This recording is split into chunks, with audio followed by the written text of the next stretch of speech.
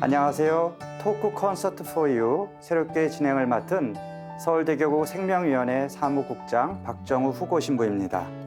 그리고 저와 함께 진행을 맡은 서미주 세실리아 씨를 소개합니다. 네, 안녕하세요. 안녕하세요, 신부님. 우리 교회는 생명수호라는 사명을 받았습니다. 생명이라는 두 글자는 그것만으로도 축복이지만 우리는 오늘날 필요에 따라서 생명을 자꾸 선택하려고 합니다. 모든 생명은 소중한데 말이죠. 가톨릭 교회는 인간은 하느님을 닮은 존재이기 때문에 존엄하다고 이야기합니다. 따라서 생명 존중은 이 존엄한 인간 생명을 더 사랑하고 또 인간 생명의 존엄성을 지키는 일이기도 합니다. 이 시간을 통해 우리 모두 생명을 더 사랑하고 존중하고 보호하는 문화를 만들어가면 좋겠습니다. 미주 씨는 아직 미혼이시죠? 네, 전 아직 미혼이에요. 네, 혹시 생명에 대해서 깊이 있게 좀 생각해 보신 적이 있나요? 저는 그냥 단순하게 생명은 소중하다라고만 생각을 해봤고 네, 좀 깊이 있게는 한 번도 생각해보지 않은 것 같아요. 네. 네. 사실 시청자 여러분들 대부분이 비슷한 생각을 하고 계실 것 같습니다. 생명은 소중하고 지켜야 하고 또 그것이 교회의 사명이라는 것은 다 아는데 왜냐고 물으면 대부분 선뜻 대답하기 어려워하시는 것 같습니다. 그래서 토크 콘서트 for you는 앞으로 여러 전문가들과 활동가들을 모시고 생명의 의미와 하나님께서 우리에게 부여해 주신 그 생명 수호의 의무를 허심탄회하게 이야기하면서 함께 소통하며 공감하는 시간을 갖고자 합니다. 토크 콘서트를 보면서 의문이 생기거나 혹은 공감이 되지 않을 때는 언제든지 왜냐고 문을 두드려 주시기 바랍니다. 하느님께서 그토록 원하시는 생명의 참 의미, 참 해답을 이 시간을 통해 찾아가시기 바랍니다.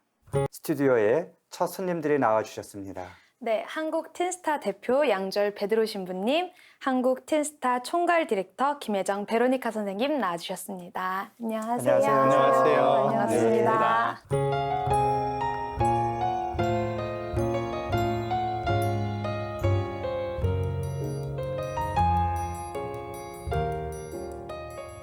네, 토크 콘서트 for you 진행을 맡게 되면서 생명에 대해 어떤 이야기를 시작해 볼까 했을 때 저는 이 이야기부터 시작해야 된다고 생각했습니다. 틴스타. 네. 제가 왜 그런 생각을 갖게 됐는지는 양 신부님이 더 잘 아실 텐데요. 왜 이 시점에 틴스타인가? 또 틴스타란 무엇인가? 네, 신부님의 설명을 부탁드리겠습니다. 왜 이 시점인가라고 얘기를 했었을 때는 그 성교육을 필요로 하는 다양한 사건들이 발생을 했습니다. 네. 뭐 최근 들어서 뭐 미투라든지 아니면 낙태법 폐지 또 디지털 성착취 이런 문제들이 대두될 네. 때마다 항상 그 좋은 성교육이 필요하다 하는 얘기가 나왔었고 특별히 청소년들이 성 감수성에 대한 교육들이 필요하다고 구체적으로 언급을 하고 있습니다. 그래서 이 시점이라고 생각이 들고요. 네. 그 다음에 틴스타가 무엇인가라고 얘기를 했었을 때 틴스타 이름 자체로 무슨 청소년들하고 연관되어 있는 어떤 것들처럼 보이죠. 티네이저의 그 틴을 말하는 거죠? 네, 맞습니다. 네. 그리고 스타라는 말은 사실은 약자인데 네. 스타라는 게 별이라는 뜻도 있으면서 별 자체가 젊은이들 또 청소년들을 이야기할 수 있는 좋은 표시이기 네. 때문에 그렇습니다. 영어의 약자인데 한국말로 이야기를 하면 성인의 책임감의 맥락 안에서의 성교육이라고 네. 정의할 수 있습니다. 그렇군요. 네, 이 시점에 어떤 성교육의 중요성 계속 뭐 여러 매체에서 강조하고 있는데 그런 의미에서 지금 함께 나와주신 김혜정 베르니카 선생님은 한국 틴스타에서는 없어서는 안 될 분이십니다. 한국에 틴스타가 도입이 됐을 그 초창기부터 활동하신 틴스타의 어떻게 보면 산 증인이다라고 이야기할 수 있는 그런 분이신데요. 선생님, 틴스타 교육을 하신 지 몇 년째이죠? 한 16년 정도 됐습니다. 16년. 네. 틴스타에 그러면 16년 전에 벌써 이렇게 일찍이 성교육의 중요성을 생각을 하시고 참여하게 된 그런 계기가 궁금한데요. 물론 저에게도 이제 성교육은 마치 어떤 문제가 발생한 사람들을 네. 위해서만 필요한 것처럼 인식하고 있던 그런 시절이 있었어요. 그러다가 틴스타라고 하는 그 어떤 프로그램을 소개하는 그런 워크숍에 우연한 기회에 참여하게 됐고 그 기회를 통해서 그때 그 당시에 제가 제 딸이 14살이었거든요. 네. 네, 근데 그때 그 워크숍에 참여하면서 저의 인식이 이제 많이 바뀌게 됐죠. 그래서 10대의 삶을 지금 막 시작하고 있고, 그 당시에. 그리고 이제 그 아이가 자라서 20대, 30대가 될 거고, 그러니까, 우리 딸아이의 어떤 미래의 어떤 행복한 삶을 위해서 정말로 필요한 교육이 바로 성교육이 되겠구나라는 생각을 했고, 더불어서 그런 도움을 줄 수 있는 어떤 부모로서의 입장, 저에게도 굉장히 필요했던 교육이고, 그다음에 아이들이 다니는 학교에 있는 교사들에게도 너무나 그러니까 우리 모두에게 필요한 교육으로서의 성교육을 네. 제가 접하게 되면서 이제 틴스타 활동을 좀 더 본격화하게 됐죠. 틴스타가 이제 그 미국에서 들어온 프로그램을 제가 알고 있는데, 네. 그러니까 그 당시에 처음으로 이제 한국에 들어올 때 그 참여를 하게 되신 네, 거고요.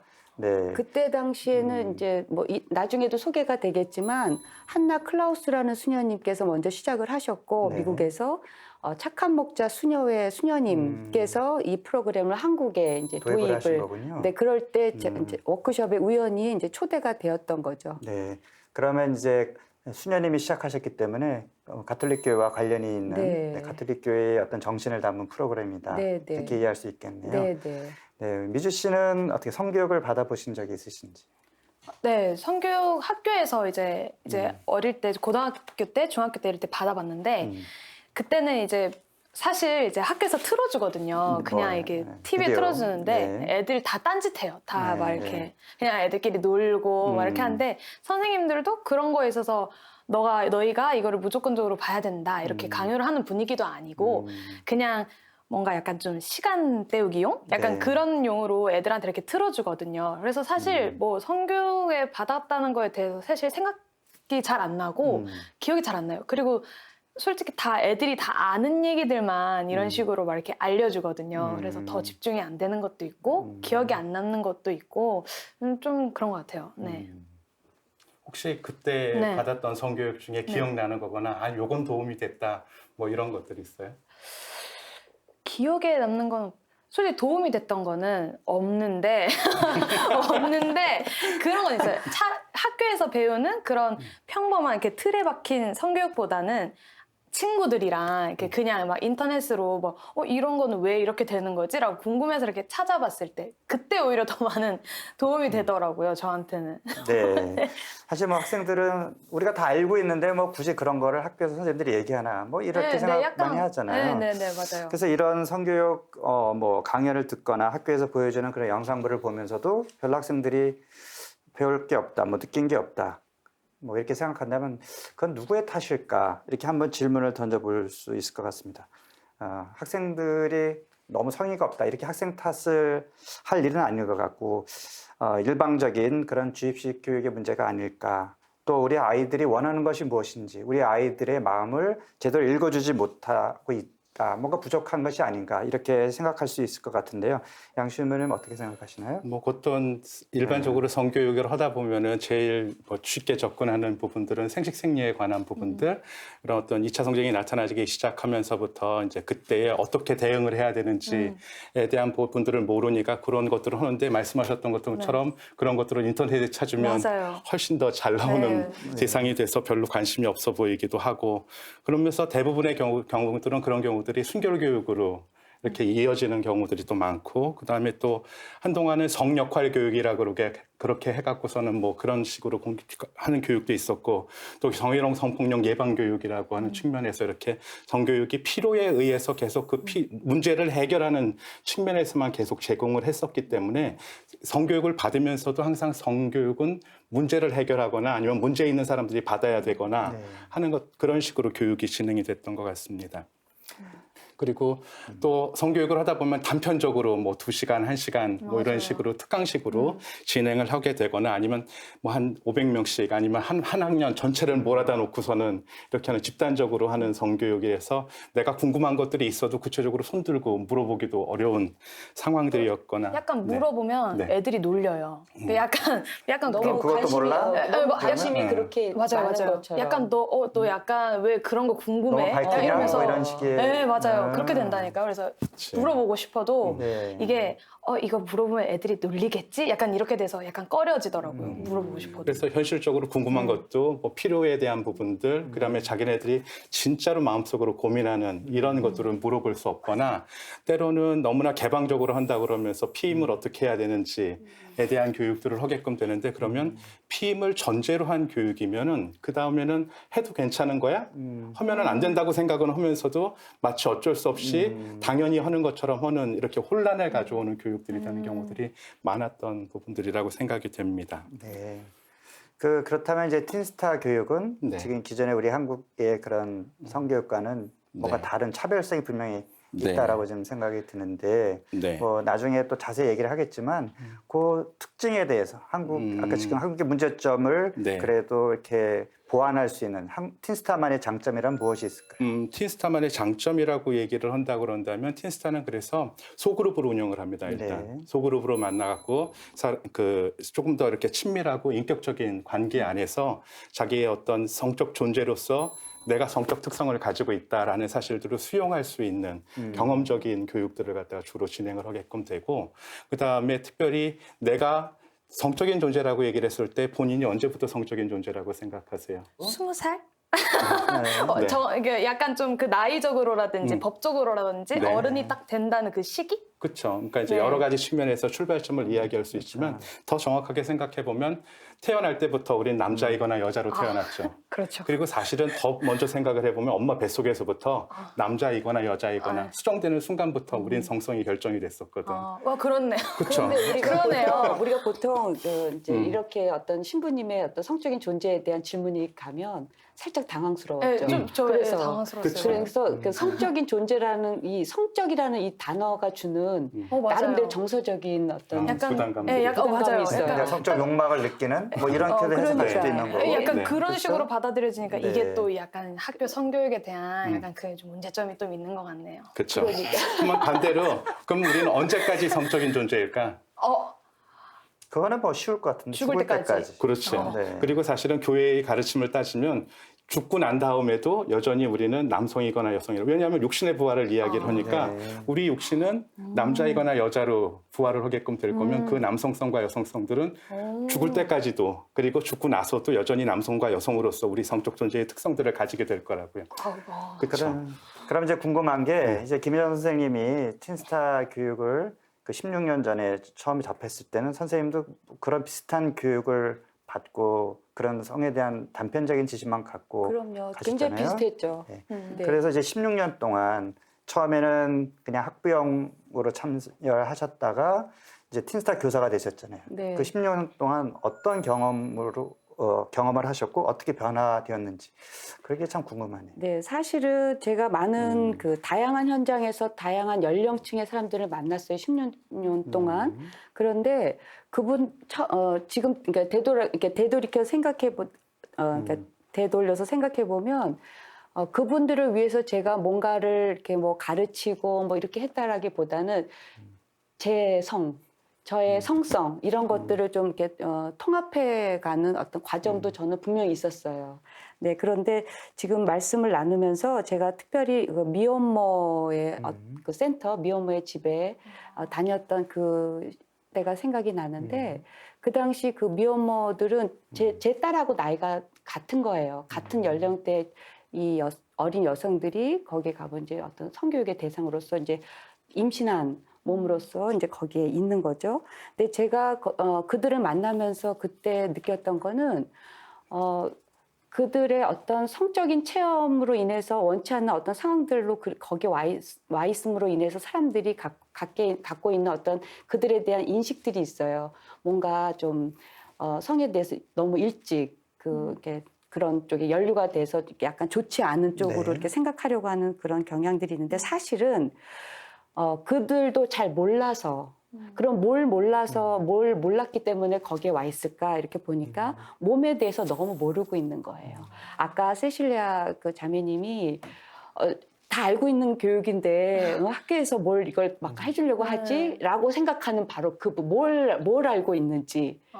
그래서 호기심을 채우기 위한 어떤 것들은 정보 수집이 가능할 수도 있었을 거예요. 그러나 정말로 내가 이렇게 살아가고 있는 이 몸, 여성으로서의 몸 또는 남성으로서의 이 몸에 대해서는 우리가 제대로 교육을 받아본 적이 별로 없다는 거죠. 그런 상태에서 어떤 성적인 어떤 행위로 연루가 되고, 맞아요. 네, 그래서 어떤 몸에 대한 무지, 그 다음에 내가 이런 행위의 결과로서의 어떤 임신 또는 이런, 그러니까 우리가 보통 생식력이라고 이야기하는데 그런 생식력에 대해서 너무나 모르고 있다는 거예요. 그래서 출산을 하고 이제 거기에 사실은 이 미혼모에 있는 많은 어린 여성들이 입양을 이제 선택하고 결정을 지금 한 상태로 와 있는 경우들이 많았는데 출산을 하고 이제 입양을 하면 내 몸이 다시 자유로워질 거야 라고 하는 또 믿음이 있는 거예요. 네. 근데 저는 약간 저도 지금 20대잖아요. 그래서 뭔가 그분들의 삶이 내 삶이라고 생각해봤을 때 저도 그렇게 생각할 것 같아요. 뭔가 이 아이가 내 몸에서 나왔지만 이 아이를 입양 보내고 나면 나는 이 사실은 없던 사실처럼 약간 자유로워질 거야. 약간 이런 생각은 할 것 같아요. 네. 그래서 그게 그러니까 그 몸에 대해서 너무나 모르기 때문에 그렇게밖에 생각할 수가 사실은 없어요. 그걸 이제 탓하고자 하는 게 아니라 그러나 여성이 임신을 하고 어떤 뭐 좀 어떤 과정을 거쳐서 임신이 되더라도 어쨌거나 임신을 하고 그다음에 출산을 하고 이렇게 되는 과정 안에서 여성의 몸에 변화가 오거든요. 그러니까 생각지 못했던 그런 어떤 감정의 변화를 겪었을 때 네, 그때 이제 굉장히 힘들어하는 그들을 봤어요. 그래서 어떤 면에서 힘들어하냐면 금방 자기가 입양을 보내면 이제 없었던 일처럼 되고 자유로워질 것 같았던 이 여성이 엄마였단 말이죠. 네, 그래서 엄마의 몸은 내가 그렇게 엄마 역할을 할 수 있도록 준비가 되었거나 되지 않았거나 이런 것과 상관없이 이 몸이 생명을 보호하고 품어주는 몸으로 이 몸이 전환돼 있다는 거예요. 그러다가 이제 그 아이를 품지 못하고 입양을 보내는 어떤 이 일련의 과정들을 겪으면서 굉장한 상실감에 그러니까 여성의 몸이 임신을 하기 전의 몸, 그 다음에 임신을 해서 아이를 가졌을 때 몸이 달라진다는 거죠. 뭐 호르몬 변화라든지. 그래서 출산을 했을 때는 이미 그 이전에 아이를 갖지 않았을 때 몸이랑 어떤 다른 상태의 몸이고 이 몸이 다 그런 것을 기억을 하고 아이를 낳으면 엄마 젖이 나오듯이 뭔가 몸은 항상 생명을 보호하고 돌보는 방향으로 여성의 몸은 특히나 그렇게 변화된다는 것이잖아요. 그래서 그러니까 준비가 채 안 되어 있을 수는 있어요. 그러나 이 몸 자체는 이제 충분히 보호하려고 하는 몸으로 전환이 돼서 돌아가기 때문에 그런 어떤 일련의 과정을 겪으면서 겪게 되는 어떤 상실감, 자기가 보살피지 못했다라는 거, 이런 어떤 감정, 막 나락으로 떨어지는 그 감정을 추스려야 되는 어떤 상황들이 있죠. 그래서 그리고 또 하나 제가 거기서 만난 많은 미혼모들이 자기 존재 가치에 대해서 너무나 이렇게 부여해주는 힘이 약한 거예요.